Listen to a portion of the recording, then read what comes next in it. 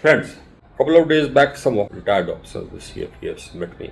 Some serving officers of the CAPFs also spoke, were quite exercised about a bill which has been brought before the parliament by the government of India. This bill provides that 50% of the posts of IGs in all central paramilitary forces, 67% of the posts of ADGs, and all the posts of special DGs and DGs shall be reserved for the IPS. I have seen the bill. Now I'll just give you a background so that you understand what this is about. The paramilitary forces comprise two specific groups. One group is the border guarding force. This includes the border security force. Now the border security force has been raised specifically for guarding our borders with Pakistan and later on with Bangladesh. The Indo-Tibetan Border Police, that was specifically raised for guarding our borders with China. The Assam Rifles was specifically raised for guarding our borders with Myanmar. The SSB was raised for a different purpose, which is confidential, I will not disclose. But later on, its role was changed to border guard, and it's guarding our borders with Nepal. In another category are the CRPF and the CISF. The CRPF is meant for internal security duties, counterinsurgency, anti-militancy, and aid to civil authority when required. Similarly, the CISF is meant for industrial security. Now, as far as the border guarding forces are concerned, the purpose for which they have been raised, their training, their ethos, and their equipping is totally different. They are armed with heavy machine guns, light machine guns, SLRs, mortars. They train with the army for operations against the enemy. They are supposed to know the entire border terrain so that when the army is mobilized, they can work with the army, serve with the army and guide them wherever necessary. The army also does familiarization of the terrain. Now these border guarding forces are trained to stop incursions or surprise attacks, meet them till the army is mobilized. Their roles have been specifically laid down in the Union War Book, which again I am not at liberty to disclose. Now only those officers can actually lead these forces who know what these forces are about, what their role is. Their officers must know what the borders are about, the terrain in which they are operating. These officers must be familiar with them. They must be familiar with the weapons and equipment. And they must also have participated in liaison meetings with the army, which keeps happening.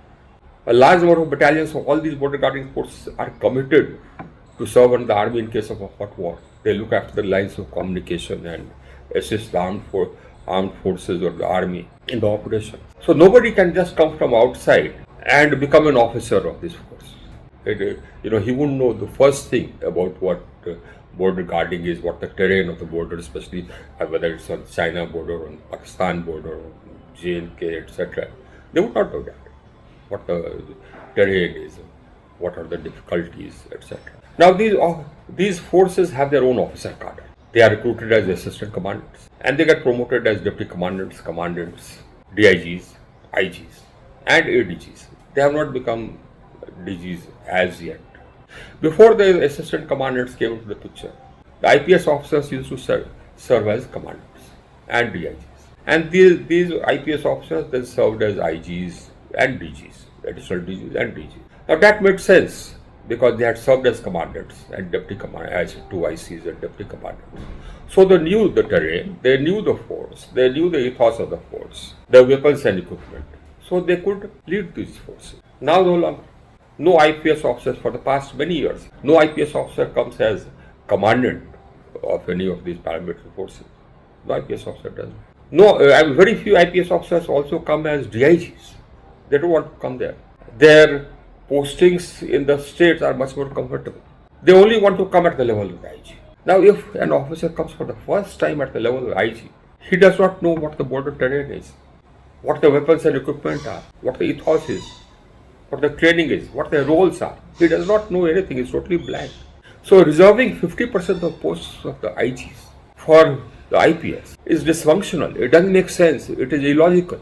Now the government selects officers based on the requirement of the job and whether that officer has had training and has knowledge about the role which he is supposed to discharge as a leader of the force.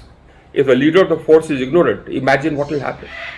And that is what is happening. And that is what the government is making into law. Now this is ridiculous. So this doesn't make sense. This is actually against the national interest. Can you imagine a group of officers who are totally clueless in case of any emergency on the border? They don't know what the terrain is like, they don't know what the posts are, where the posts are, what are the lines of communication. To familiarize themselves would take 3 years, 4 years of constant moving about. And by that time, it will be time for them to go back to their country. This is one. Does that make sense? One more aspect you must understand. The effectiveness of the force depends upon its morale. If the morale is low, the effectiveness of the force comes down by almost 50 to 60%. Now, we want our forces with high morale. And in the paramilitary forces, the situation is such that it is very difficult to maintain the morale. An assistant commandant is supposed to get his first promotion as deputy commandant in 5 years. Currently, it is taking 14 years. It should take an assistant commandant not more than 15 years to become commandant.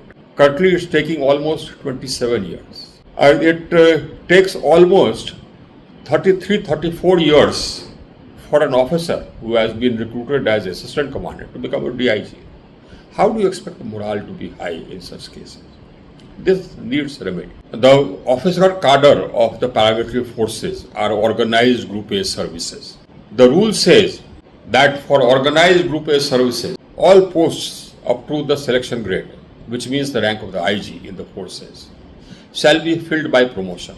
So an assistant commandant will become deputy commandant, 2IC, commandant, DIG, IG by promotion. There will be no external element. Now the paramilitary forces were denied this. So they went to the Supreme Court. Supreme Court held that these forces are organized Group A services as accepted by the government.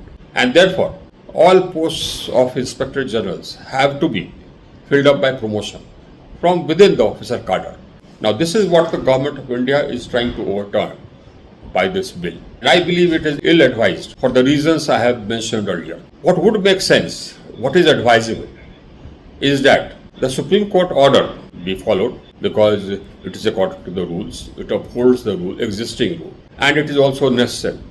It will provide some relief to the huge congestion which is there in the officer cadre of the paramilitary forces and which is leading to their demoralization.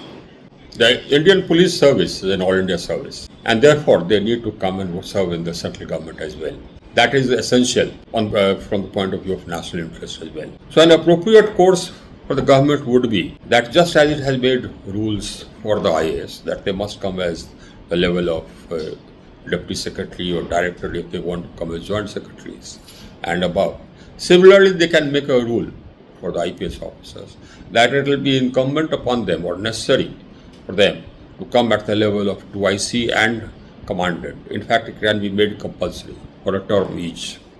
Thereafter, the IPS officers can come at the level of ADG, additional DGs and special DGs and Director Generals of Police. This will benefit both the force and it will benefit the country. Now this I believe is an appropriate middle course which needs to be followed.